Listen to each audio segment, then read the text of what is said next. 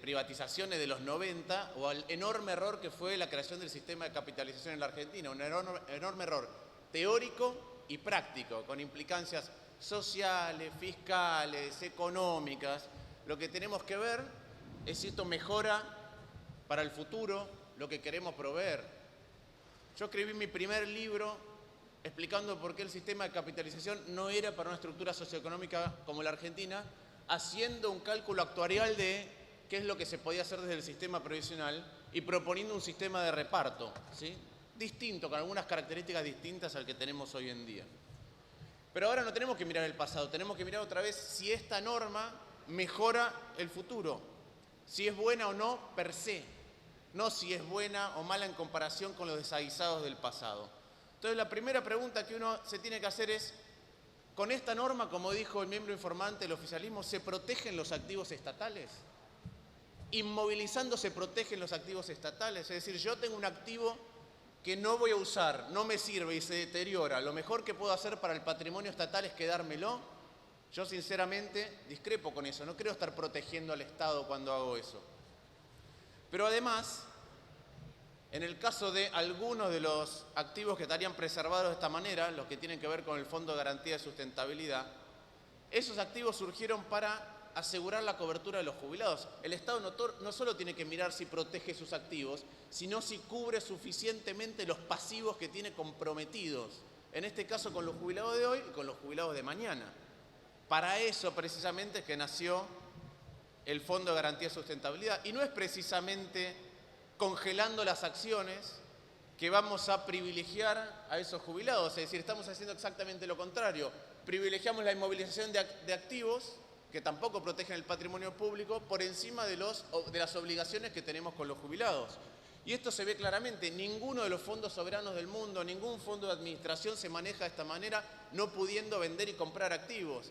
Piensen lo siguiente, si el Fondo de Garantía de Sustentabilidad tiene un activo desde hace mucho tiempo que está afectado por la crisis en Brasil, en su potencialidad futura, entonces no se puede vender. Nos vamos a comer, o mejor dicho, los jubilados se van a comer la crisis de Brasil en la cobertura que tienen de sus jubilaciones y pensiones. La verdad que me parece un disparate. El Fondo de Garantía de Sustentabilidad nació precisamente para que los beneficiarios del sistema previsional no fueran la variable de ajuste, y acá parecen serlo. Son la variable de ajuste de la falta de una discusión seria, con datos, responsable y de mecanismos de control para asegurar que el patrimonio estatal se maneje como corresponde. Ahora le vamos a introducir al Fondo de Garantía de Sustentabilidad más restricciones para su funcionamiento y, sin embargo, ni ayer en la comisión, ni hablando informalmente con diputados del oficialismo, obviamente menos aún si no le podemos preguntar al director ejecutivo de ANSES o al ministro de Economía, no podemos saber si el Fondo de Garantía de Sustentabilidad se maneja bien o mal. Tenemos que reconstruir los números. Y yo voy a decir algunos números para mostrar que el Fondo de Garantía de Sustentabilidad se maneja mal y que eso está escondido detrás de la nominalidad, es decir, detrás del hecho de que tenemos inflación alta. A pesos de hoy, cuando empezó el Fondo de Garantía de Sustentabilidad, tenía 420.000 millones de pesos. Hoy tiene 530.000. Pero en el medio, ANSES tuvo 115.000 pesos de utilidades incorporadas al fondo. Eso da una rentabilidad real de cero. De cero. En estos 7 años la rentabilidad del Fondo de Garantía de Sustentabilidad real fue cero. Pero no es solo eso. Cuando tomó las acciones valían más. La estatización hizo que cayeran. Si yo lo mido con el valor que tenían previamente, el fondo era 20% más alto. Y si yo miro esa performance del Fondo de Garantía de Sustentabilidad da negativo 3,1% anual. Así se está manejando. Entonces tenemos menos meses de cobertura para los futuros jubilados. ¿Cuánto menos? 22% de cobertura menos que al principio. En los meses de jubilaciones futuras que podemos pagar. Y aclaro, este cálculo lo hago excluyendo las moratorias. Es decir, que el Fondo de Garantía de Sustentabilidad se maneja mal. Y sin embargo no podemos tener datos para analizarlo como corresponde. Nos gustaría, y exijo a través de esta vía, ya lo he hecho a través de otras, tener más datos para poder evaluar la gestión del Fondo de Garantía de Sustentabilidad. En el caso de las acciones es peor aún, porque ahora estamos congelando, como dijo el diputado Sánchez, algo que heredamos de las AFJP. Veamos cómo fue la performance de las acciones que están en el Fondo de Garantía de Sustentabilidad. Rindieron por debajo del Merval. ¿Qué quiere decir esto? Que en estos 8 años las acciones que se heredaron de las AFJPs son de las peores de todas las que se podrían haber elegido. ¿Qué estamos haciendo? Nos las vamos a quedar. Extraordinario. Extraordinario. Así cuidamos a los futuros jubilados. Claramente congelar las participaciones no sirve. Y menos aún, como ya dijo el diputado Aguad, si se hace de manera bastante peculiar. Congelo las acciones, pero cuando tengo que salir a vender bonos de ANSES para bajar el contado con liquidación, es decir, vender masivamente a riesgo de afectar al mercado, como dice Feletti, se hace igual. Con los bonos se hace, con las acciones no lo queremos hacer. No lo tenemos que hacer.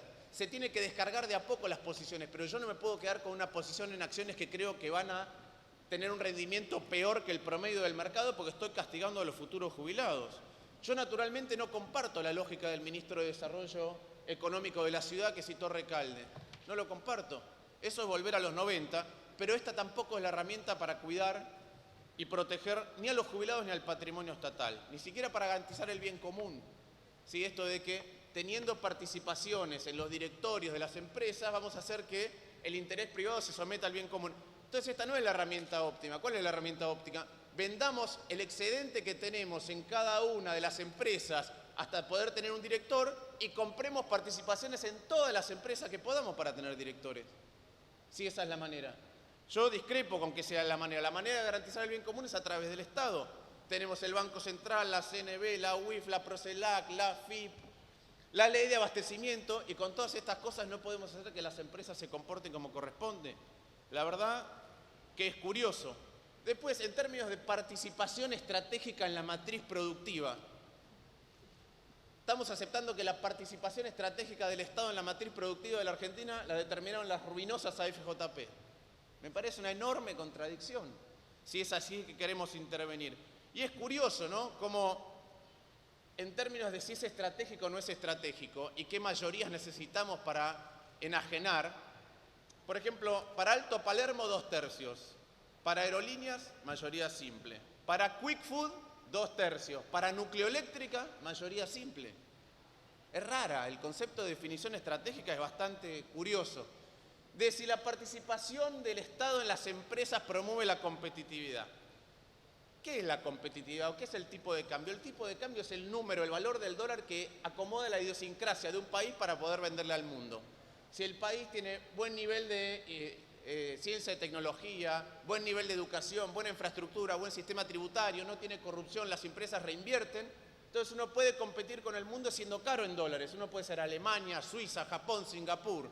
Si uno tiene corrupción, bajo nivel de infraestructura, mala educación, baja productividad, mal sistema tributario, bueno, uno necesita un dólar más alto, necesita ser más pobre en el mundo para poder venderle. Necesita ser más barato medido en dólares.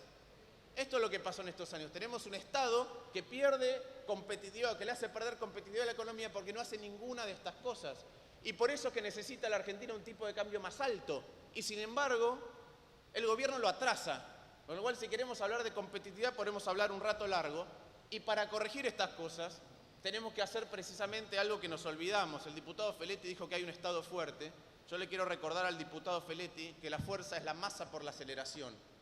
El Estado puede ser gigante, pero si se mueve al ritmo de un caracol, no resuelve nada.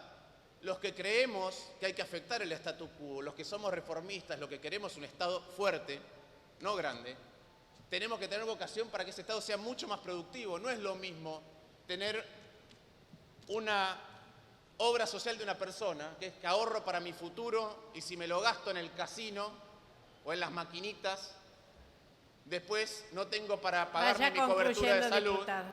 Que cuando uno quiere, uno tiene que manejar una obra social como el PAMI, donde tiene millones, cuando la maneja mal y tiene un problema fiscal, tiene un problema social, un problema sectorial en farmacias y clínicas y un problema fiscal.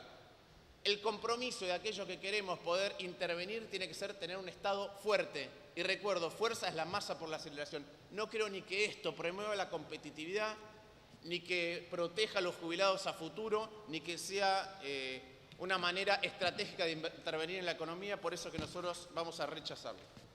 Gracias, diputado. Tiene la palabra la diputada Margarita Stolbiz. Muchas gracias, presidente.